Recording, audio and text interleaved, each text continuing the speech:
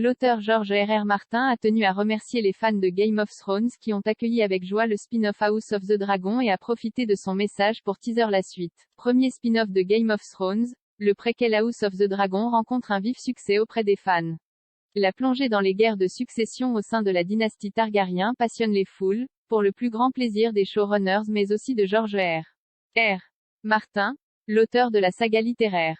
Ce dernier avait déjà fait part de son admiration pour les équipes de House of the Dragon avant la diffusion de la série, mais il n'avait pas encore pris le temps de s'adresser au public depuis le début de la diffusion. Il s'est donc servi de son blog personnel pour remercier les fans mais aussi toute la distribution de la série.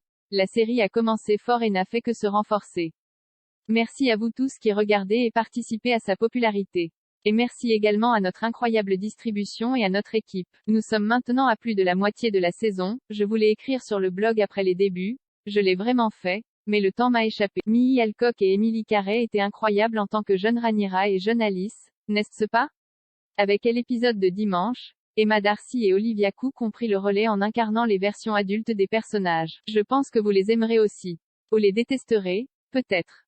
Une relation d'amour. Westeros, comme le monde réel, regorge de personnages complexes, capables à la fois du bien et du mal. Pendant ce temps, Matt Smith et Paddy Considine et Ricci Fans et Fabien Frankel et Steve Toussaint et le reste de notre distribution continuent d'exceller. J'aurais du mal à dire lequel d'entre eux j'aime le plus. Et je devrais aussi dire quelques mots pour nos auteurs, qui ne sont jamais sous le feu des projecteurs. Sarah S., Charmaine de Gratte, Ira Parker, Tim Michael et le reste de nos scénaristes ont bien retranscrit mon histoire, je pense. Et enfin, nos showrunners, Ryan Condal et Miguel Sapochnik. House of the Dragon n'existerait pas sans eux. Oh, et permettez-moi de tirer mon chapeau à Jocelyn Diaz, une autre de nos productrices, qui a énormément aidé. Le meilleur à venir. Et la saison 2. Après ces chaleureux remerciements, George R.R. Martin tease un peu la suite, qui ne sera que meilleure selon lui, mais aussi la saison 2.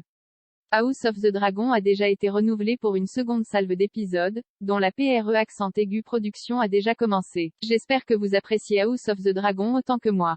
Et, encore 4 épisodes. Le meilleur reste à venir. Et puis place à la saison 2. Quand pourra-t-on espérer voir cette saison 2? Pas de sitôt. L'ampleur de la série est telle qu'il a fallu près de 10 mois de tournage pour la première saison et environ 1 an de travail pour les effets visuels selon Hollywood Reporter. Ceux de la saison 1 sont toujours en cours. Si une charge de travail similaire est nécessaire pour la saison 2, ces nouveaux épisodes pourraient arriver seulement en 2024. Surtout que le journal espagnol Hoy nous apprend que le tournage de la nouvelle saison de House of the Dragon commencera au printemps 2023 puisque les équipes devraient revenir de mars à juin dans la ville de Cáceres, en Espagne, qui sert de représentation à Port-Réal. Podcast. House of the Dragon, inceste, mariage et changement d'acteur. On fait le bilan à mi-saison du spin-off de Game of Thrones. House of the Dragon est en cours de diffusion sur OCS en France.